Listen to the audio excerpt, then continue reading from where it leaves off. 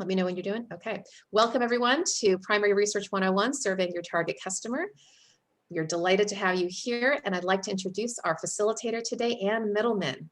Ann is self-employed, has been self-employed as a market research consultant since 2002, and she has 4 decades of market research field experience. She is quite the expert, the guru in this field. She's also a SCORE mentor and in the Long Island area, and she's a specialist in helping small businesses start and grow. So we are so delighted to have her here. Ann, the floor is yours. Take it away. Help us understand primary research.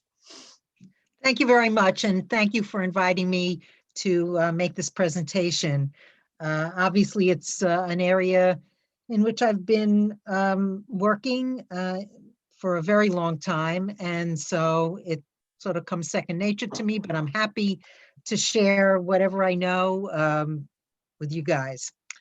So why is market research important? To recap part of Heidi's presentation on market research, any kind of research that you do when you're starting up a business, or even after you've started it up and you just want to learn more about your market or more about how people look at your products and so on, research is really important. It helps you streamline the launch and growth of your business. So Heidi's presentation explained the why of market research, and the example on this slide is something that I like to point out, that if you don't do it, you're flying blind. It's like driving on a country road at night without lights, which if you've ever done that, or even if you've driven on a country road, dark country road with lights, it can be a little scary. So just imagine if you didn't. Okay. The thing that drives your research really are your objectives. So what are some of the objectives that you could have to conduct it? The first would be to define your target audience. That's extremely important. You have to know who you're aiming at. You can conduct research at various points along the arc of a product introduction, modification, or launch. So one of the important things is to uncover unmet needs among your target, because that gives you a leverage point amongst all of the other competitors in the marketplace. Really important to find out what your customers think and how they make purchase decisions, to determine problems that your product or service can solve, and to find out about your competitors, and to help create a unique selling proposition. That goes along with what I was saying before about uncovering unmet needs.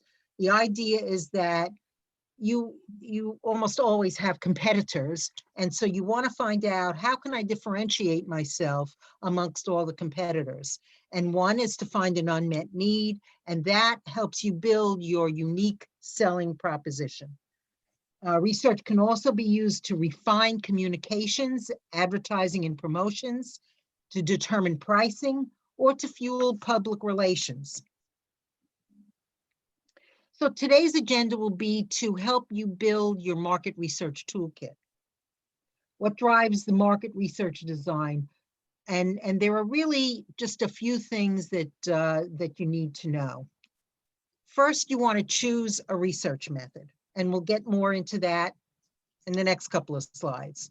Primary research methods help you or require that you choose respondents.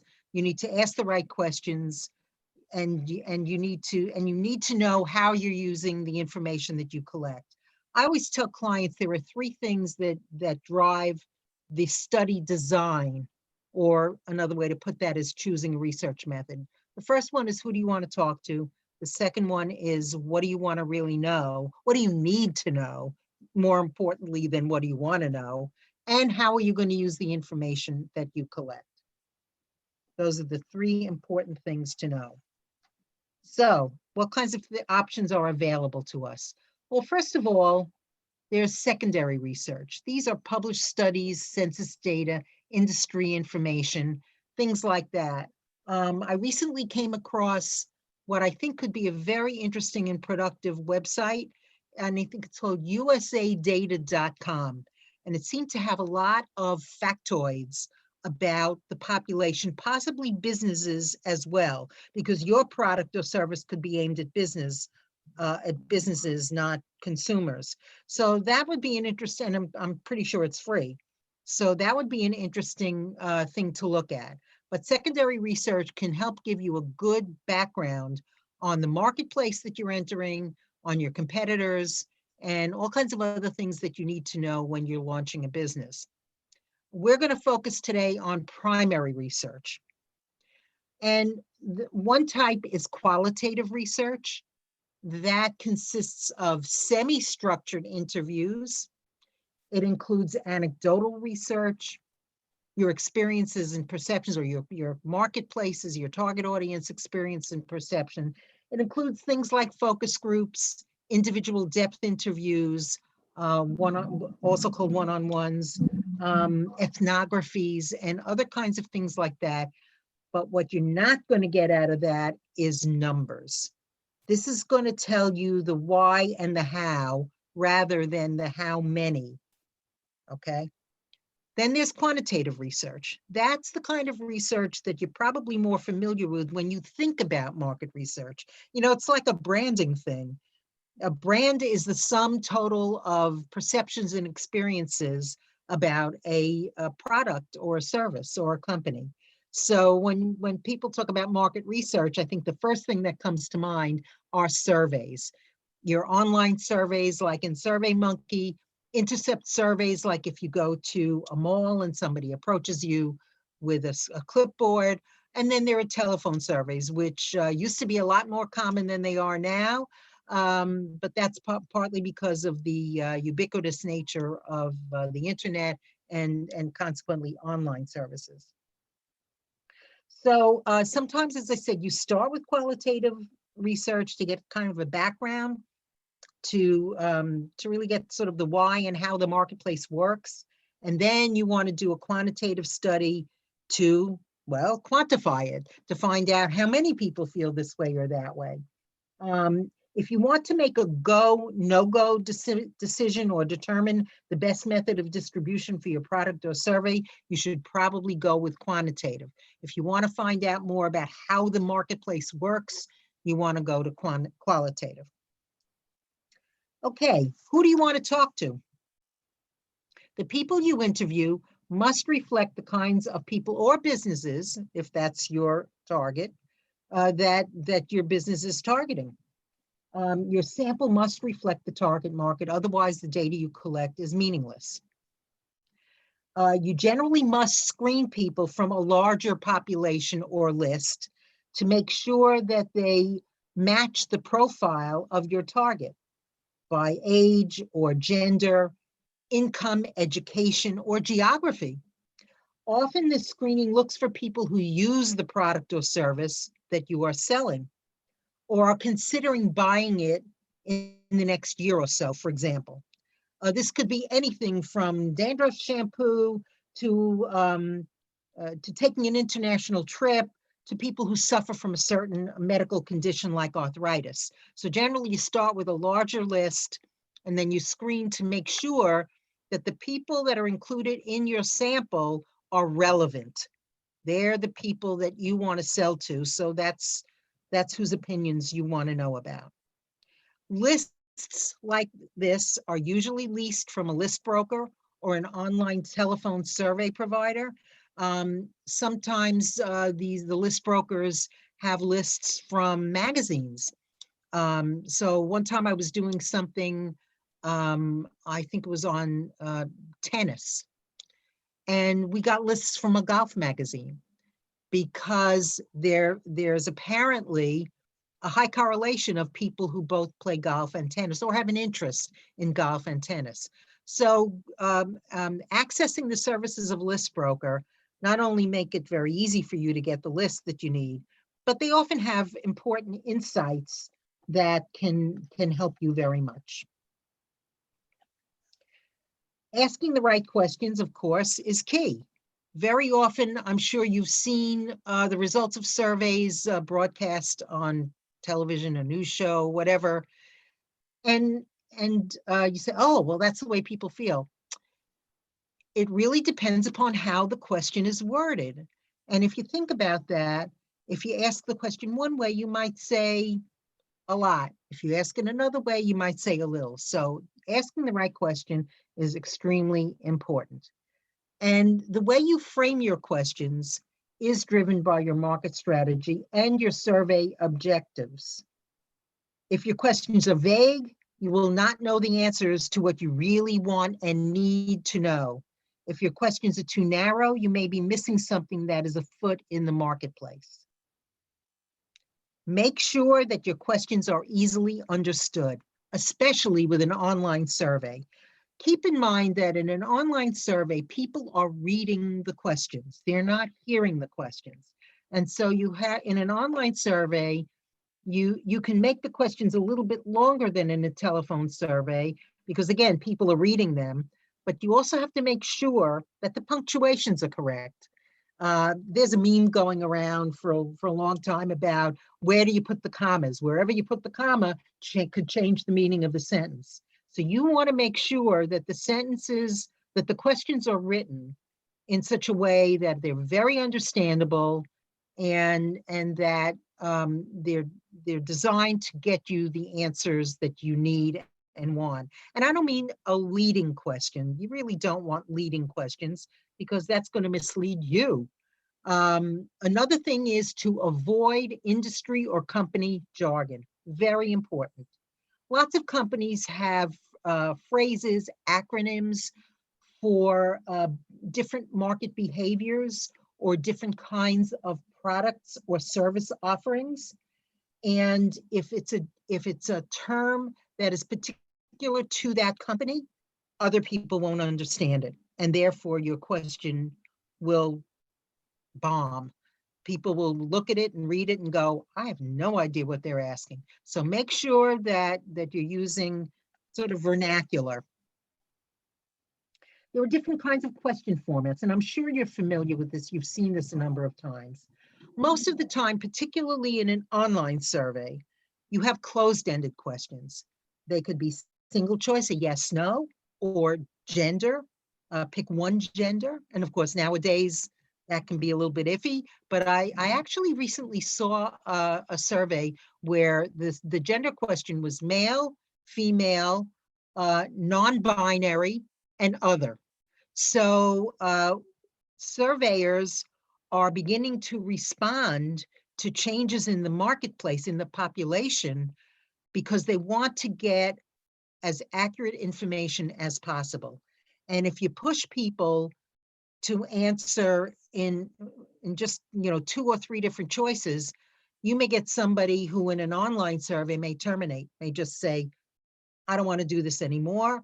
They're not giving me the right choices and whatever, and they'll terminate it, and then you've lost a respondent. So very important.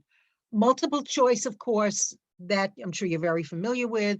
It could be used for a brand question. It could be used for where do you buy a certain product, or where do you obtain a certain service.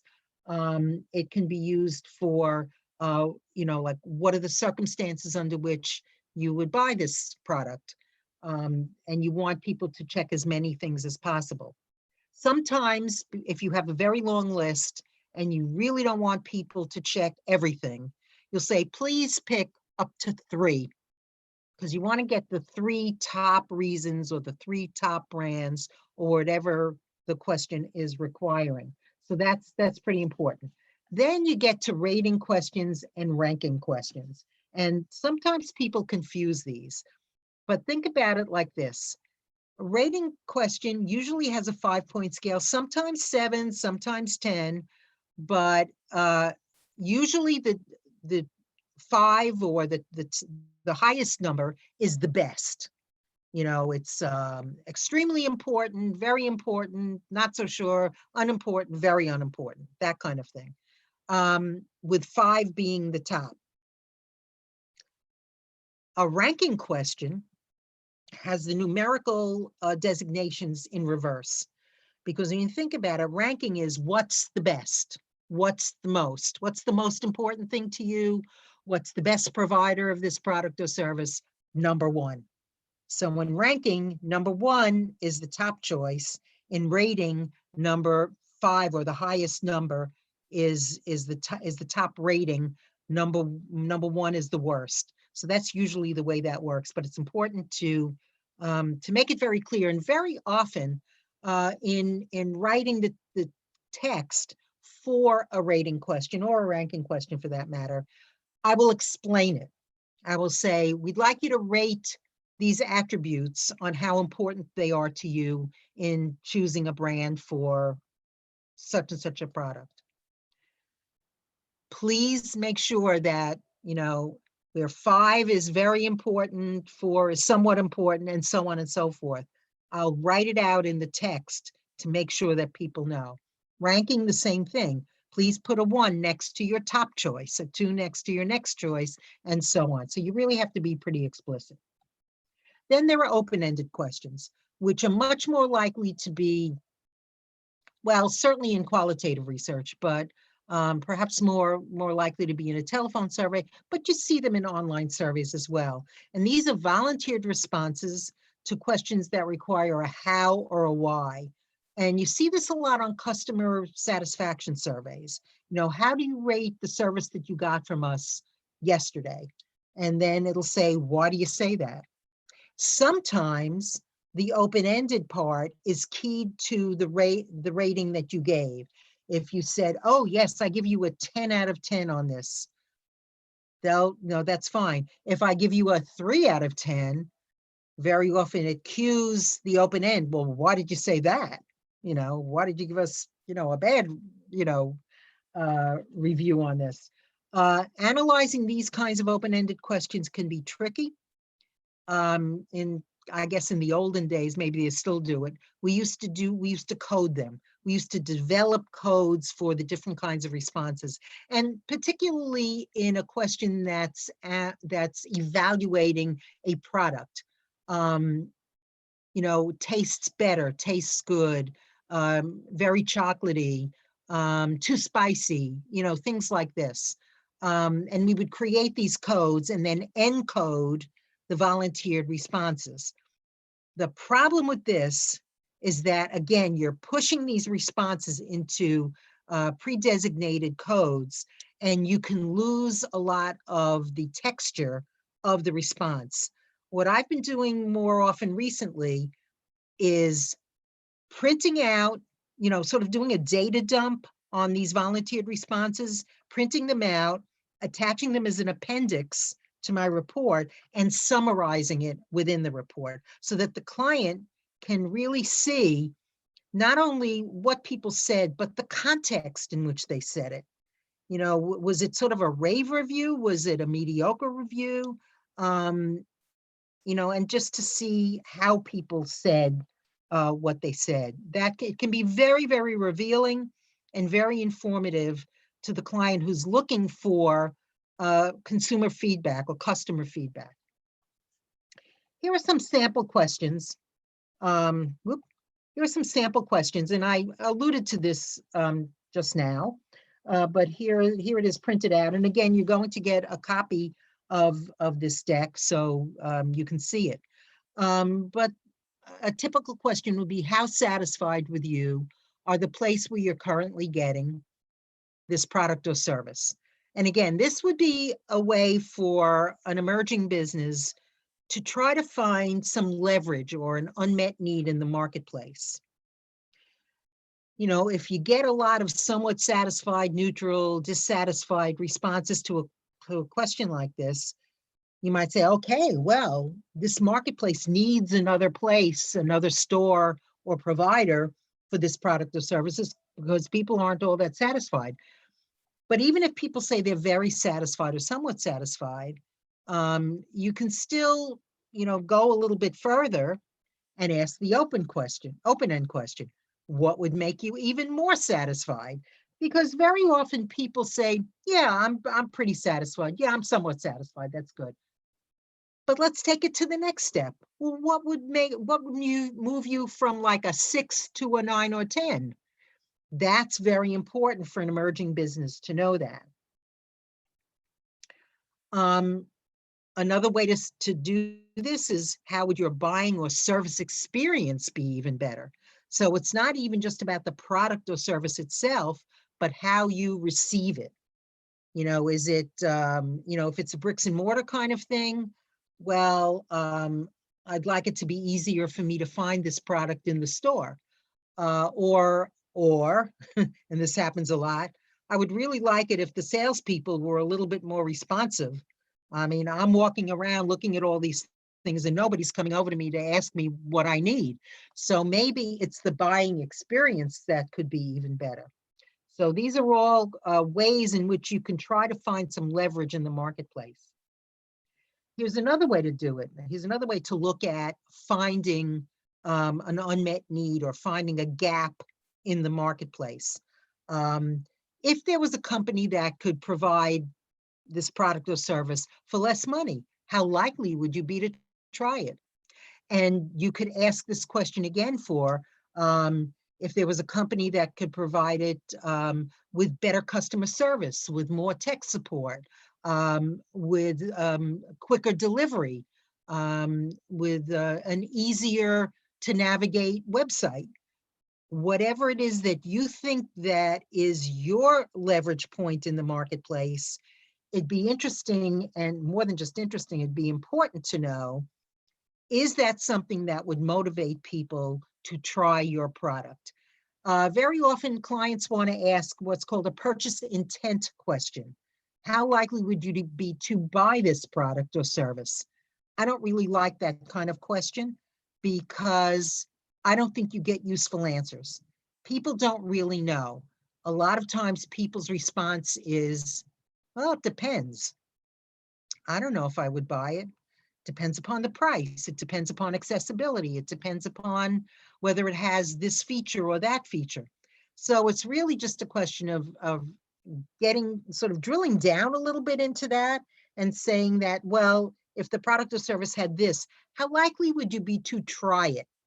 People are more likely to respond that they'll try it than that they'll buy it. So it's, again, it's important how you frame the question. It's important how you ask the question. And here's another one, which we do very, very often. Here are some reasons that people choose a brand of, shampoo, whatever it is. Rank them in importance to you if you were buying that product or service, with one being the most important. We also do ask this question, this important question, as a rating question on a scale of 5 to 1, where 5 is most important and 1 is unimportant, or very important, very unimportant. And then, so then you can get a little bit more granularity about that. And then you ask that question for a series of attributes. I don't like to have a questionnaire with a very long list of attributes. People get tired. And sometimes, particularly in an online survey, they'll terminate. They'll just shut it off. They won't finish it, and you've lost a lot of important data. So keep it short, keep it no more than 10. And really 5 or 6 is better. But there are a lot of times when, again, you want to drill down, you want to get some granularity, so you want the list of questions to be a little bit longer. But just try to keep it pretty concise. If necessary, you might want to, if you had a list of, let's say, 15 or 18 attributes, split them up.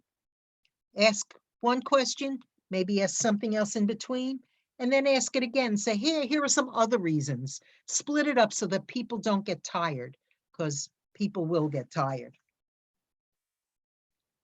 Okay, suppose you have a new product or service, something that you think is not available in the marketplace. This is something no one else is doing. Conducting a survey for this can be very tricky, because people may not be able to conceptualize what it is you are trying to sell, either product or service. And one of the best examples that I can think of for this is, well, it's 20 years ago. I was doing something with consumer trends, and we asked questions about, Well, if your cable company was offering telephone service, how likely would you be to try it? And people were going, what? How's my cable company going to provide telephone service? Well, we know now from a perspective 20 years later, that's ubiquitous. Everybody's offering that. And you can get internet service from your electric company. And so we were asking about a bundling of services that basically didn't yet exist, or if it existed, it was just so brand new that most people didn't know about it. So you really have to be able to help people imagine how this new product or service is going to make their lives easier or better. And the way to do that is to create a description of your product or service. Suppose there was a company that could provide this product slash service that would make your life easier, that would enable you to pay for these three things with one bill and not three different bills, or to deal with these things through one company, not three different companies. Or what if there was a hair straightener that was gentler on your hair, that didn't have harsh chemicals? You want to keep the language understandable, as we were saying before. Very, very important, even more so if it's a brand new kind of product or service. Keep it simple, KISS. If you can show a picture, that's good too. For business people, you can use industry jargon, because if it's a B2B service or product, you want to establish your credibility and your expertise, and give your target audience the feeling that you know what you're talking about, you know how this is going to help their business grow, or help them help their clients better. So using industry jargon can be very helpful. Just make sure that it's jargon that is industry-wide and not particular to one or two companies, a company maybe that you used to work for. Make sure that, and you can even, if you use, let's say, an acronym, put in parentheses what it means, so that, again, it's all about communication. This is all about communication. And if you're not communicating with somebody, you're not going to get what you need. And then finally, when you ask, how interested would you be in a product that did this or did that or did the other thing, you may want to follow up with a series of rating questions, open-ended questions, and so on and so forth. Now, remember at the beginning I said there are three things that I usually ask a client. Who do you want to talk to? What do you want to ask them? And how are you going to use it? How you're going to use the information very often dictates or drives a decision on how we're going to design the study. So what do we need to know about this? To make sure that there's a need or desire for your product or service that people will pay for, market research data can be used to make a go, no-go decision. I had an experience some years ago where my client was a company that produces desk calendars, the kind of thing where you flip the page every day, also the pocket calendars. And of course, being that it's a calendar, they have presses that produce literally millions of copies of this. They were looking to go into the student planner agenda business. And we did a series of studies among teachers, among administrators, buyers in school districts, parents of students.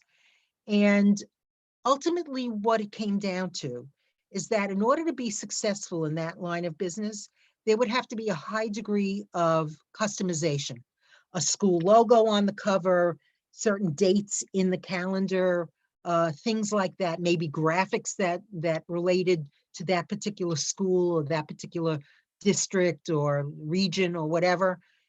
And so they couldn't use those big thousands, hundreds of thousands of copies kinds of presses. They needed smaller presses. So in order to go into that business, they were either going to have to buy smaller presses or buy a company that had smaller presses. And ultimately, they decided not to do it. They spent about $75,000 on the series of studies, but saved themselves probably millions in making a bad decision. So if you know that you're going to make a go, no-go decision, you may have to do more than one type of research. You may have to do some qualitative and quantitative. In fact, in that particular study, we did something really interesting. We had parents of high school students in a focus group and teachers in the observation room. After we were done with the parents, we brought the teachers into the conference room and did a focus group with them on what did you hear and what do you think about what you heard. I actually also did that with it was a pharmaceutical thing where we interviewed people on the kinds of products they had in their medicine chests, and we had pharmaceutical people in the observing room, brought them back into the conference room and did a focus group with them. So it can be very, very revealing to do a qualitative study and a quantitative study and in order to make a go, no-go decision. Because even if you're spending some money on it, you might wind up saving much, much more than that on making a quick decision without the information. You might want to do the research to refine your offering. And this brings you into something that could be a product usage test. It could be testing attributes. It could be refining the communications for your advertising and promotion campaign. It could, and very often we do that quantitatively, but you could do it qualitatively too. I've had focus groups where we have storyboards of ads and we show it to them and we say, well, how does that resonate with you? What does this mean to you? What does it say to you? Because again, this is all about communication. And if you want to get certain key messages across to your audience, you want to make sure that they're being received in the way in which you're sending them out. You want to make sure that the messages you are attempting to promote are being received the way you want them received. So that can be very important too. And that's kind of what I was just saying. So your mission is to fill a need in the marketplace, and you must speak to that need. And so articulating the benefits of your product or service are really important in doing that. So here's a case study. This is something we did a few years ago.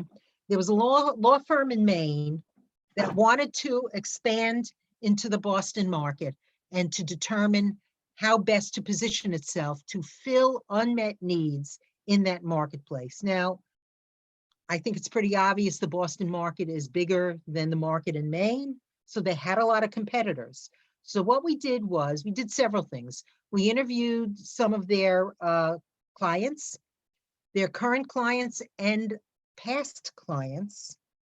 We also did some secondary research to find out which industries were growing in the region and which industries were declining in the region. Now, I'm sure you probably know that Boston, is particularly the 128 corridor around Boston, is very well known for technology. But what we discovered for the client is that the gap that they were hoping to fill had to do with manufacturing technology. They had an expertise in manufacturing that they could bring to bear on a technology industry that was very strong in the Boston market. So it really was kind of like a synergy kind of thing. And we were successful in uncovering that for them. And we were able to identify their strengths and how they could leverage that in the region. So that's only one example. And I've given you a few other examples of things that I've done that illustrate some of the points that I've made here. And now we have some breakout discussion questions. Shira? Okay, thank you, Anne. Very rich information. I just put a chat to everyone. I've heard back from one person just to make sure that everybody's comfortable, since we're actually not going to go into breakout since we're such a small crowd tonight. Everybody cool being recorded? If you give me a thumbs up, we're good? Okay, great. So let's go ahead and just turn this into a group discussion. Anne, you didn't know I was going to do this, so we're just going to pivot. Oh, right, because we don't have a big group. Okay. Yeah, we have 4 people, so that's fine. So here are the questions that we'd like to pose to all of you. And because we have some time, we really have about 45 minutes or so. The questions really are around figuring out, number one, who is your target audience, right? Who do you want to talk? Who should you be talking to? What should you be exploring? What kinds of topics do you need to find out? Are you trying to fill a gap in the market? Are you trying to see what your competitors are doing? What should you be focused on? And then what primary research methods could you or should you be using? Of course, you've got everything from friends and family to one-on-one and so forth. And so what I think we should do here, and we can kind of play off each other here, is maybe we go around the room, if you will, and just kind of get a little bit of a sense as to what everybody's current situation is. We know you're all in different stages of your self-employment journey. And let's just kind of go through this a little bit, if it's okay. It's a safe space. We're just going to talk it through, and just see, again, what is your business right now, or what business are you thinking about doing? Who might be a good target audience? What do you think you may want to find out from them in the survey process? And then what kind of research methods maybe could you be using? And Anne is, again, the expert here, and she's here to help you sort of talk it through. Okay, so I'm just going to randomly pick Leanne, if you don't mind me putting you on the spot to go first. Okay, no problem. I am actually about to launch my communication skills training program, coaching millennials, preferably. Not preferably, but that's the market I've decided to go after. Put it It's a good idea. They need it. so I've been reading and hearing, and so far I've spoken to some that I know, family, friends, children of friends, and they're all thumbs up. They've given me a couple of ideas as well to add to what I discussed with them. And I have done a whole lot of reading as to some of the things that millennials say about themselves, about their lives, what their interests are, how they receive information, where they get information, blah, blah, blah, and more blah. And so at this point, I am looking at doing maybe looking for some speaking opportunities to get before them as a way to get the word out and also get response, see what response I get and so on. And to find out if what I have in mind are the primary things that they want. The focus that I might be going after, is that what they want and need? So I haven't done any, I sent out a survey and I got like 2 responses, but it wasn't a paid survey, it was the people I know. I was thinking of doing a paid survey using, I guess, like SurveyMonkey, where they have a list, as you mentioned, to see what sort of response I'd get in the real world, and then go with that. I have a survey of about, I think it's just 10 questions, pretty basic. Good. Might even be fewer once I edit based on some feedback I got. No, that's good. I'm a fan of concise surveys. I like your perspective of finding out what your market wants, because you could have a program of, here's my communication skills workshop, and have respondents or have the attendees go, well, that's not what I wanted. That's not what I need to know. So I think you're on the right track with that, very much so.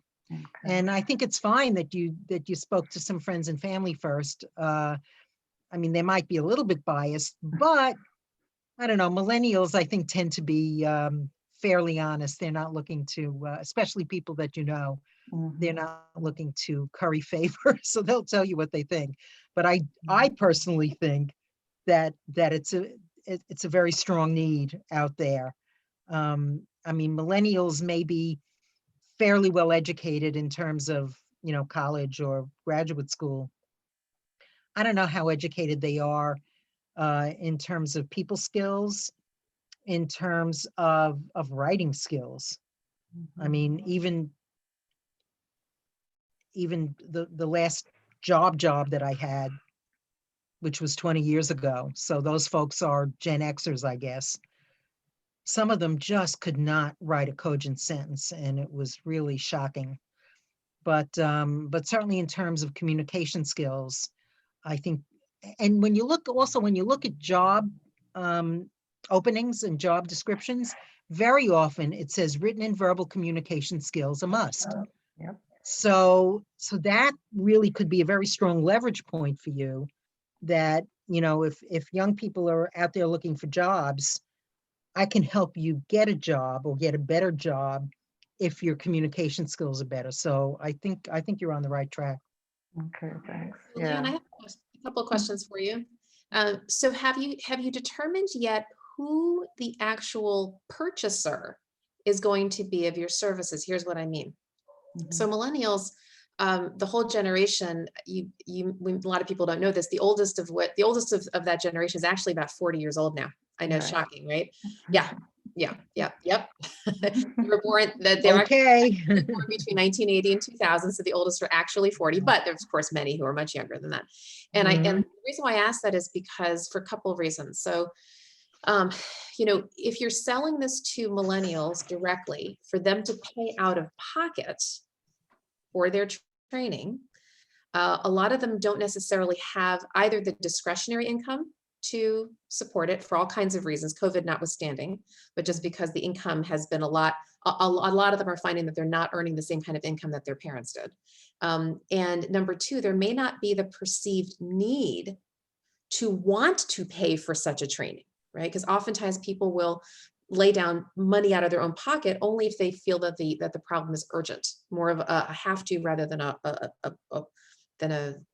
should, or than a want to. And so my question is, have you thought about who's going to be outlaying the money? If it's the millennials themselves, you're going to have to figure out to what extent they are going to want to lay it out, if they're going to feel that urgency, versus somebody else, their employer, for example, or their parent, right? Somebody who has a vested interest in growing their skill set in that way. So have you thought about target audience in that way? Because even though you're serving the millennials, like you're actually conducting the training, they may not be the ones who are your actual customer in terms of who's paying. Does that make sense? Yeah, and I thought of number one, corporate training, where, as you said, it would be the employer paying, and also doing like platform speaking to nonprofit, well, not nonprofits, but like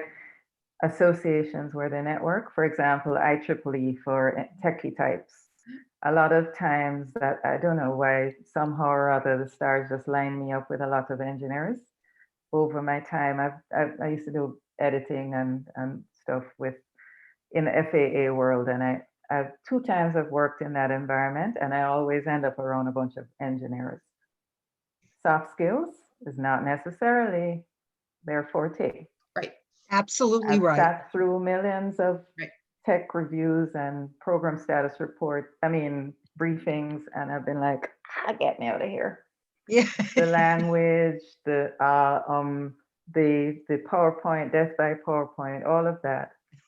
And so I was thinking that so you brought up a good point, which I wasn't really thinking should be that much of a challenge. Although you said if I find something that a way to pitch it that it's really enticing to them, they may find a way to be able to pay for it. Whether and there are some employers that offer education reimbursements. And if it's something job related, which it would be, to develop those communication skills and to be better, especially if they are in a customer focused environment. Like with me in government contracting, my company was dealing with a government agency. I had to represent them with my customer, and all of us had different several different customers. They need to know that I can represent them well. When I was supervising some people, I had a guy go to his customer and tell her that he didn't think that this was a job he signed up to do, blah, blah, blah, and blah. Stuff that people need to kind of become aware of, get a little bit of polish and awareness about certain things and be able to speak in a way that is appropriate, kind of know what to say, what to do. And certainly now with COVID and people losing jobs, or even if you have a job, you're not sure how long it will stay with you. I think interviews are another thing that freak people out. Mhm. So if those are some of the things that I think could be people's pain points, that might get them to be on the purchasing side, the tuition reimbursement kind of a deal from the employer, and also pitching to the employer. I guess those are three different possibilities. So another target for you that could also serve as what some people call an alliance partnership might be executive coaches and career coaches, because those two people, and I happen to be the latter.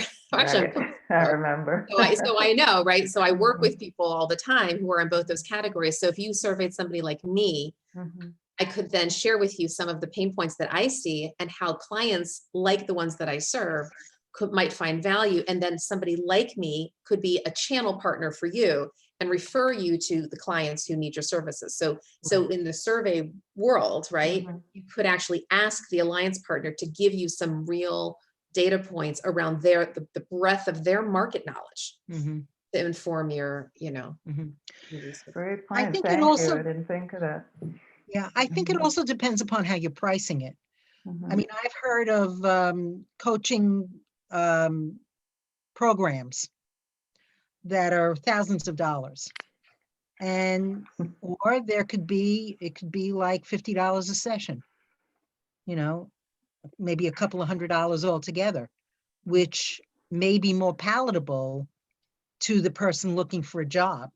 And actually, if the person is unemployed, it might even be tax deductible. So that may be something to look into as well. Okay.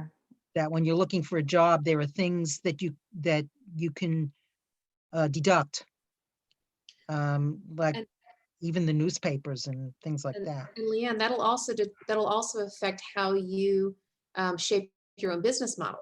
Because if you're going after B2C, right, business to consumer, it is likely to be lower because people are paying out of pocket. If you decide to have a B2B model, the employers typically can pay a whole lot more. That's right. Now, of course, it's higher volume, lower volume concept, but that's something for you to really think about. Now, you could do both. I mean, I actually do myself. I have a B2C model where I work with career coaching clients directly, but I also have an outplacement service to some extent where some employers will call me and say, hey, can you help coach my people who I'm laying off? And then they get it. So it depends on which one you want to focus on or both. In terms of how you price and who you ask, who you survey. Yeah, definitely pricing is important. And no, it won't be the thousands of dollars to the individual. That won't be, I mean, it's not practical, bottom line. So was that helpful, Leanne? Very, thank you. Good. All right, let's move to Steve. Hi. First of all, and I believe, I'm not 100% sure, but I believe that those job search costs may not be deductible now under the later tax rules. So, but I'm an accountant. I'm an accountant, but I'm not a tax accountant. So, but so just keep that in mind. Anyway, I wouldn't doubt it. Anyway, so I about 7 months ago went out on my own as a outsource controller in the accounting world, and I know I mainly focus on professional services businesses. That's my that's more my background. Anyway, and as far as what's interesting is, like I haven't done a survey or anything. I did prepare a questionnaire for potential clients. I kind of am still tweaking that a little bit. But what I did do recently is partner with somebody who's in the banking industry to put out a questionnaire. He put one out to his people. I put one out to some of my people. And so we talked, he kind of tweaked a little bit to service some people that might be more my, that I might be more like what I would be looking for. But the issue I had is how he went about it. And he did it as a PDF to send out to people, to email out to people, and people can't, that means they've got to actually print it out, write on it, scan it and send it back. He, instead of making it one questionnaire, he created 4 different questionnaires for 4 different industries. And the questionnaire was almost exactly the same, but he just put a different heading on the top.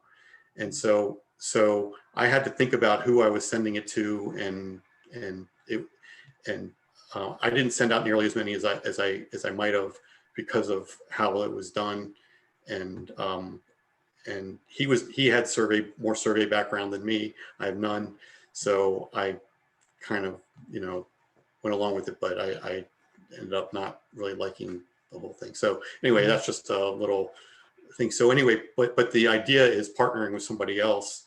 And those are types of things I'm trying to do, is partner and form alliances and things like that, and sending something out that can benefit more, both of us, or more people, or create a niche or something like that. And so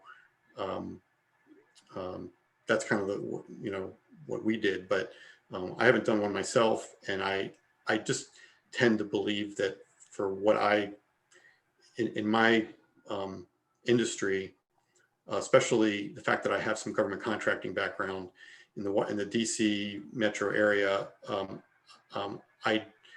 so I don't think I need to do a survey that focuses on, is there somebody out there, but potentially to narrow something more narrow as to, I don't know, what kind of target questions that might bring, pull somebody toward thinking they might need somebody like me. Yeah, because it sounds like what you're trying to do, which is correct, is to find that leverage in the marketplace, to find a niche, to find an unmet need. That, of course, I mean, there are accounting firms all over the place. But what can you provide in either in the area of particular services or your expertise that will differentiate you from your competitors? Right. It could be pricing. It could be bundled services. It could be a number of things. Right. But and as I was saying before, not every situation requires a quantitative survey. It could be just talking to people, doing informal, semi-structured questionnaires, or discussion guide is really what I would call it, more than a questionnaire, to find out what are some unmet needs, or are there any companies that bundle services in a certain way, or that provide, or that have the expertise working with government contractors, So when we say survey, it doesn't have to be a survey monkey. It doesn't have to be a quantitative survey. It could be just gathering information from people in the marketplace to help you streamline your efforts more effectively. Yeah, and I was also thinking about things like, and I thought about it kind of just earlier during this presentation, just popped into my head, but because I already have a questionnaire that I've developed, I can pull probably some questions out of different topics within that questionnaire, and just throw them out on LinkedIn and see what people, what kind of responses I get, and see, bring up a topic, and you just kind of throw out a question, what are you, who has this issue, or whatever it is, and so some of that, something like LinkedIn you can get all kinds of responses from different people. You can, and it's actually not a bad idea. The one caveat that I would tell you is well, what we were saying before is that comes under the category of anecdotal information, which can be very useful and can be very insightful, but it's not quantitative. That's okay, because you may not really need quantitative. You're a B2B service, and the marketplace may have hundreds of companies. It may not have thousands or even tens of thousands of companies, so that the universe of companies that you want to appeal to is small enough that if you get 20 responses, that can be very informative and very helpful. So yeah, I think that's, why not? Try it. Steve, I have a question. When you decided to go solo, what did you think would be your differentiator? Was it a certain superpower you have? Was it a certain, something like because Wolverine. yeah, like people go into business for themselves for all kinds of reasons. And I'm just curious, when you did this, did you already have any sense of what the market was like in terms of competitors? Had you ever hear anecdotally, even yourself, I don't know if you ever even outsourced to accounting firms, or heard in the market, the general gist of, this is what is to be aware when you work with an accounting firm, they could be like that kind of thing. Did you think to yourself, I'm going to be different in this way, this way, this way? Did that occur to you, or you're just sort of like, no, I just want to go solo? Well, I did go through a process with it. But first of all, probably more than 10 years ago, I did start to go out on my own, and went through a bunch of research on it, and I ended up getting convinced by somebody at an accounting firm to do the work for them. That way I have their resources behind me, and I could, but it didn't end up working out for a number of reasons. But I learned a little bit from that experience. But when I did start thinking about it again recently, or it was kind of late last year, I happened to reconnect with somebody who who did work for SCORE, and he had helped me in my last company. They don't usually work with individuals; they usually work with people starting a business. And but I wasn't sure about that one, and I had reached out to SCORE, and they had this guy helping me dealing with some issues within my company, and how I can do some things for advancement and stuff like that. And anyway, I reconnected with him, and so he helped me working toward a business plan, got me thinking about things that I need to consider. And so I didn't really have a full completed business plan by the end, but it did have me thinking about different aspects. And that's one of the reasons why my company that I called it was Beyond Controller Services. And that word beyond, he actually came up with it, but that word beyond was really where I saw myself as somebody who is not just going to be the person just going into your company and just doing the work. I'll give you a lot of value-added service. I'm going to be a partner with you. I'm going to, and a lot of people can come in and say that, but that's just what I do. That's kind of how I've operated in my career, even as an employee, so I just thought that I could bring that into, the business context. So hopefully that makes sense. So I'm just wondering, and Anne, of course, you would know better how to frame this, but I'm wondering, is there a way not to ask a leading question per se, but to maybe somehow get from prospects the extent to which they're looking for that, right? As opposed to those who just want somebody to keep the trains running on time, how much they would value the above and beyond thing. And I don't know even how to frame that, but Yeah, that's just. well, to me, value is a very important word, extremely important. In fact, I've come up with sort of a saying that I've taught this to my grandchildren too. It's never the price, it's always the value. When you think about premium price products, why do people pay more for something than they really need to? It's because they perceive that they're getting something extra. And the something extra could be extra service. It could be a bell and whistle on something. It could be perceived value, psychic value. So value is extremely important. But if you try to ask somebody, how much, how interested would you be in a service that provided extra value? Or what does extra value mean to you in an accounting service or in a controller service? It comes under that category of a new product on the market. They may not be able to conceptualize it because if they've never experienced that, if all they've ever gotten was a bean counter, they may not even be able to figure out what comprises this and how much do I want it. So sometimes you may have to just really get into a situation where you're explaining, well, this service does more than bean counting. We also do A, B, and C, and that's incorporated into every client relationship that we have. To just really lay it out and say, is that something that appeals to you? Yeah. So, Yeah, so that's you know, good. but value is so important. And if so, would you pay more for it? Right. People do. People Right. always do. So like asking, right? Yeah. Well, and that's why I also, I'm in the process of trying to sign an agreement with a company that that's a national group of specialists in a variety of areas kind of around the accounting field. But so if there's things that I can't do, then I've got people I can call on to do that. So that's one of the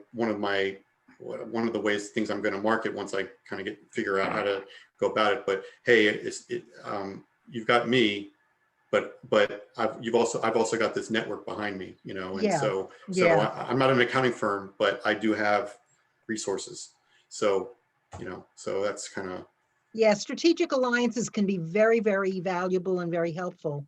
And Yeah. you're right, it puts additional tools in your toolkit Exactly. that enables you to say yes when a client calls and says, I need this kind of service or I need this to be done. It enables you to say yes to provide that, because what it's really all about, particularly in professional services, is relationships. When you build relationships with clients, they may start with one thing, Yes. and then next year or 6 months later, they're using another one of your services and another one. And then they say, you know what, Steve, I also need such and such. Got it? Got it. Yeah. You Good. didn't think you offered it, and now you do because they asked you for it. Has Right. happened to Right. me forever. Yes. Yeah. Right. I can attest And to the more you can tell a client, I got you covered, this. the better it is. Right. And by the way, Steve, to the extent that you develop trusted alliance partnerships, Right. you can actually put them on your website. You can have a team. They're not your employees. You just say Right. team. And you're the principal, whatever. And right underneath there, Johnny does this and Susie does that and Mary does the other. And we come together as a full service offering. I have that on my website. That's exactly what I have on my website. These are my strategic partners. And so that enables us to do things like marketing plans and competitive intelligence and other kinds of things that I personally don't do, but can incorporate it into a larger project. Absolutely. Yeah, and there's a guy that I was talking with who does some similar work, but he's a little bit more, little higher level strategic than I am, and he wanted to put me on his website as somebody, but me as a person, and that's not building my business, and so for the time being, I said no. but maybe down the line, if we build that relationship, I could consider that. So it's just, or maybe he has me as my company that works with him, so I think things have to be the right situation for things like that too. So. Yeah, absolutely. But you may want to ask him if he would be willing to list you by your company name. Yeah, and I think we're still kind of in that talking mode. He sent me an agreement, and I've had it for probably like 2 months, and we kind of we talk periodically, and we'll see. But, All right, Steve, was that helpful? Yeah, no, it's good. I got some good notes. I definitely the value aspect is something that I've had to try to come up with different ways to show that, so I'm working on it. I'm not there yet. Good. But Terrific. All right, so rounding out the posse here, Carrie, did you want to share a little bit about your story and how we can support you in your research? Sure. How's everybody? We're doing good. Can you hear it, Carrie? Yes. Oh, there you are. Okay, I can hear you. Hear me? Mm-hmm. Okay. Yeah, I'm Carrie Lee Riley. My plan has been to start my own consulting business working with nonprofit management. I have a interesting background. I was initially, my first career was religious vocation. And I was director of an interfaith organization. I was also director of an interfaith center in Los Angeles. I also spent 30 years as a college instructor. And I also have done nonprofit management. So in my head, I can do all of these things. In practice, it's much more difficult. I moved back to Washington, D.C. about 5 years ago. So I'm sort of just beginning to establish connections. One of the things I've been doing most recently, I don't know how many of you are familiar with the organization called Candid. They are sort of the #1 agency in terms of grant scholarships and the grant library and funding library and nonprofit management. So I have taken every single workshop they've offered in the last 4 months. And it's been very good, sharpening my skills and developing a base of people. The primary problem, well, first of all, there are a lot of nonprofit consultants out there in various places. What most nonprofits people want is grant writing, which I also do. Unfortunately, people who want that don't want to pay for it or can't, in some cases. So what tends to happen is I tend to meet people who want my services, but who can't afford it. And so they want to make a deal whereby I take a percentage of the grant, which is patently unethical, and a whole other issues about that. So one of my problems are finding nonprofits who have funds who can pay me. There's a connection I made, a friend of mine, and so we're having a discussion tomorrow. And I recently found out that they were given a substantial sum of money, so they've got money, and she knows of my skills. This weekend, the last 2 weekends, I've been a facilitator in Washington, D.C. in 2 of the council people's districts, facilitating neighborhood development and community building. And that's kind of where I am. Have you figured out, Carrie, who your target customer is, and I don't mean nonprofits, we know that much, but in terms of the decision maker, the point of contact. And of course that a lot of that I know is going to depend on whether it's a local, regional, or national nonprofit, whether you're going to be working the person, in other words, the person who's actually going to hire you. Is it going to be the executive director? Is it going to be the, the head of fundraising, that kind of thing? So have you at all scoped out your market around the size and scope of the organization? Who would be hiring you? Under what conditions, right? Because a lot of that matters, because of course this topic today is around the market research piece of it, the primary research, and a lot of that has to do with, as Anne says here, first question, who do you want to talk to, right? Who should you be talking to? Have you thought more specifically about that? Not exactly. I think because of this type of business, a lot of it is word of mouth. And you meet someone here and then they pass along your name, someone there. So sometimes it could be board members, sometimes it could be program directors, sometimes it might be executive directors, sometimes it might be volunteers. I've in just sort of being around, there's sort of a gamut of people. And so, thanks to BoomerWorks, I've worked on my elevator speech. Good. Because you just run into people right all over. So, I don't necessarily have that sort of marketing focus, because especially in the nonprofit world, folks have come from all different spaces. Got it. And from where you sit, if Carrie were your client, I'd pay him.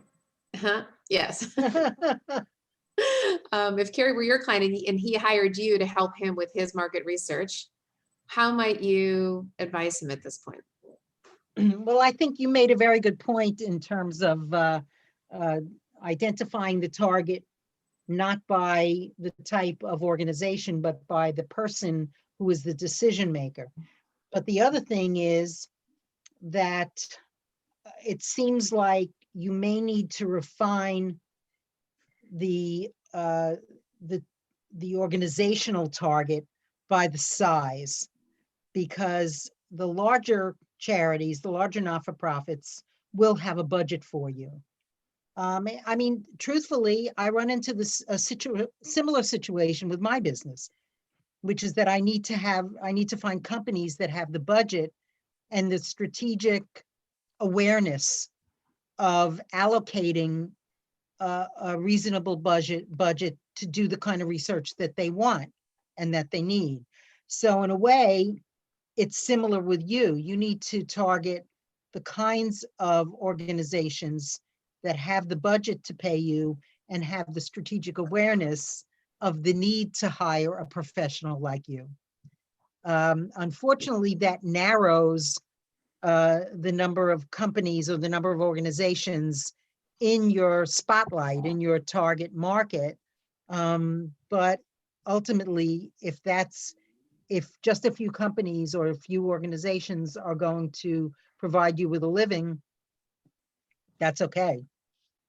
And doubling back, Carrie, also on the alliance partner concept, as you well know, I'm sure, there are a number of fundraising consultants out there. Now, the reason why I'm bringing that up at this point is because I have met some of them who don't do grant writing.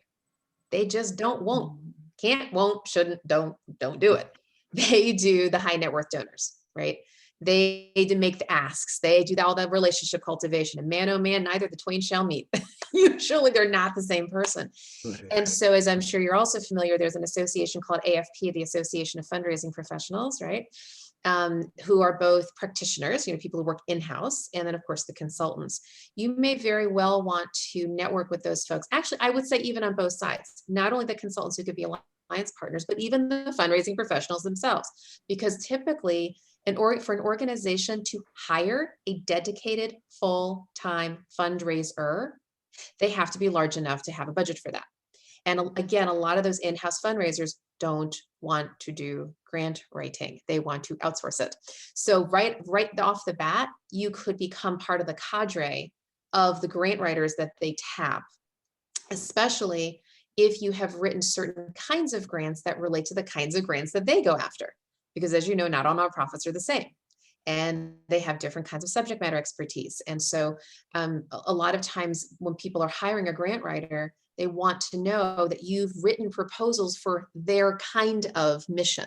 You understand the lingo. Now, not to say that your skills aren't transferable, of course they are. I mean, you could probably do any kind of mission. And yet the comfort level, the credibility factor is higher when they get that you get them, when you've done similar kinds of work, right? So that even might be another way that you can niche yourself, not exclusively, but even to go after organizations or fundraisers that are already in the sphere of your knowledge base. So you can prove to them. So like, for example, Michael Butero is on this call, and myself, we've often said this at BoomerWorks, you know, we work extensively with the association community. We know associations up, down, and backwards and forwards. They get that we get them. We speak their lingo, we understand their challenges, we've got instant credit. I don't specialize in government contracting. I can get around, like I can talk some of the lingo, right? But those are not my people, associations are, right? And so to that point, you know, if you were to really think through where's your credibility? Where do you really have the chops? Where can you go prove yourself and say to a fundraiser, look, I've been there, I've done that, I have this particular t-shirt. I can already show you some examples even of grants that I've written for similar organizations that will build a level of safety, right? And security with them that they'll feel. And then of course, the more you build, then you can keep on expanding out. And then you know, like little by little, right? Your pool, your pond expands to other kinds of sectors. So for what it's worth, it might be that you, that in terms of primary research, you go after the fundraisers, you know, the consultants and the fundraisers themselves, and say, look, under what conditions do you hire grant writers? What's worked, what hasn't? We know that there are a lot of them out there, Yeah. but they're not all created equal, right? And they all have different kinds of services and different kinds of pricing and all of these different facets. So maybe that's a more direct in for you. A couple of things. I am a member of the AFP. Right. I was 15 years ago, then I lapsed, but I recently rejoined. So I'm a member nationally as well as the local. Great. Of course, with COVID, there haven't been direct get-togethers. Right. Everything's been virtual, and some of them cost money. But I'm on the open forum, and I raise questions, and people have given me great information. Good. Also, with the course I was telling you on Candid, one of the courses I'm taking is how to develop your consultant business. And the woman who does that is a consultant in Atlanta, and she has said she wants to hire me. There you go. Never know where you're going to meet somebody. No, that's what I mean. I was, you know, just taking a course, and she's Right. there. So she said after Thanksgiving, she's going to try to figure out where I fit into Excellent. her world. What else? Shira, the points you make, I always considered fundraising and grant writing to be the same things, but discovering that they're now separating fundraising planning from grant writing. And I always considered it the same thing, but I'm learning now, people are really, as you say, specializing in particular areas. So grant writing is a thing most people don't like to do. And so, you know, that's kind of helppful for me to think some more specifically. Just a quick question. Do you have you done any grant writing for biotechs before? No, I have not. Yeah, because they probably have a big need in that. Well, and the woman I told you about who said she wants to hire me, she gave us a lot of information. So there are websites where people advertise they're looking for a grant writer. So, but I just got that the other day.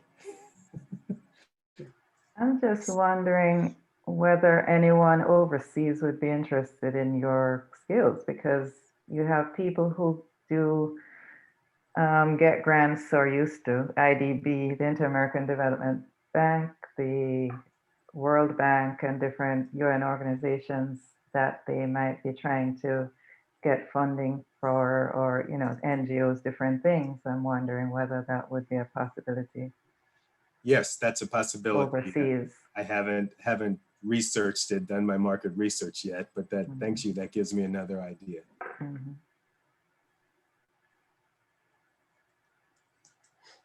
All right. Well, this has certainly been a rich conversation. Thank you, Anne, for generating it and for prompting welcome. us. We are so grateful to have you, and hopefully those who will view this recording afterwards will find the same kind of richness. So if you wouldn't mind sharing your screen again and going to the next slide, I just want to wrap up here.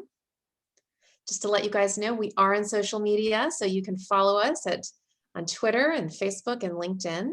We want to make sure you had our handles there. We're trying to get the word out about our social presence. Okay. And then Anne, the last slide. So as you know, if you have questions from us, please write us at info@boomerworks.org.